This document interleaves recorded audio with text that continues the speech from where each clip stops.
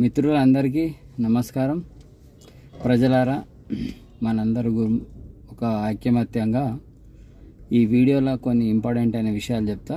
మీరు కూడా మీ కామెంట్ రూపంలో మీ సజెషన్స్, మీ ఒపీనియన్స్ అన్నీ కూడా కేంద్ర ప్రభుత్వం, భారత ప్రధాని గారి దృష్టికి వెళ్ళే విధంగా దీన్ని షేర్ చేయండి, లైక్ చేయండి, మీ ఒపీనియన్స్ కూడా పెట్టండి.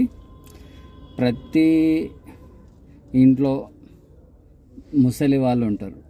తండ్రి కావచ్చు, తల్లి కావచ్చు, మన పెద్దలు ఎవరైనా సరే, మనము ఎన్ని డబ్బులు కట్టి మనం వాళ్ళకు బీమా తీసుకున్నా, హెల్త్ ఇన్సూరెన్స్ తీసుకున్నా, ఏది తీసుకున్నా, మనము వాళ్ళు ఒక పాలసీ వాళ్ళు 50 ఏళ్ళు ఉన్నప్పుడు మనం స్టార్ట్ చేసినాం అనుకో, వాళ్ళు 60 ఏళ్ళు దాటినా కూడా మనం పాలసీ కడుతుంటాం.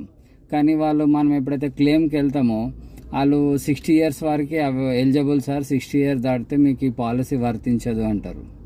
కాబట్టి ఇప్పుడు బీజేపీ ప్రభుత్వము స్ట్రాంగ్గా ఉన్నది సెంట్రల్లో. కాబట్టి నరేంద్ర మోడీ గారు ఈ విషయాన్ని మనం తన దృష్టికి తీసుకెళ్తే, మన గౌరవ ప్రధానమంత్రి గారు ఎన్నో చట్టాలను సవరణ చేస్తున్నట్టుగా ఈ బిల్లును కూడా దీనికి ఒక బిల్లు ప్రవేశపెట్టి అన్ని కార్పొరేట్ కంపెనీలతో మాట్లాడి ఏజ్ లిమిట్ని కనీసం తక్కువ ఒక 75 సంవత్సరాల వరకు ప్రతి ఇన్సూరెన్స్ కంపెనీ, హెల్త్ కానీ, జీవిత బీమా కానీ 75 ఏళ్ళ వరకు పరిమితం పెంచితే బాగుంటుందని నా ఒక అభిప్రాయము. మీ అందరితో షేర్ చేసుకుంటున్నా. మీ అందరు కూడా అందరితో షేర్ చేయండి. మీ ఒపీనియన్స్ కూడా చెప్పండి. మీ కామెంట్స్ కూడా చేయండి. మొత్తానికి ఇది కేంద్రం తీసుకున్న నిర్ణయం కాబట్టి, కేంద్రం డిసైడ్ చేయాల్సింది కాబట్టి కేంద్రంకి దృష్టికి తీసుకెళ్ళాలి. ఇది కేంద్రం నరేంద్ర మోడీ గారి దృష్టికి తీసుకెళ్తే ఇప్పుడు జరగబోయే సభలలో కానీ, లేకపోతే మళ్ళీ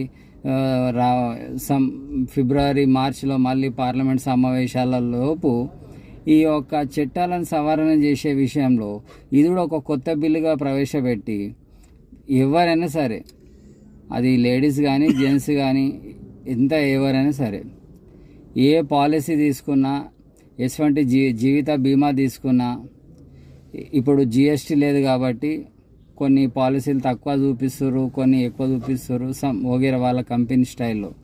కానీ వయసు మాత్రం 75 సంవత్సరాలకు పరిమితి పెంచాలి ప్రతి కంపెనీ.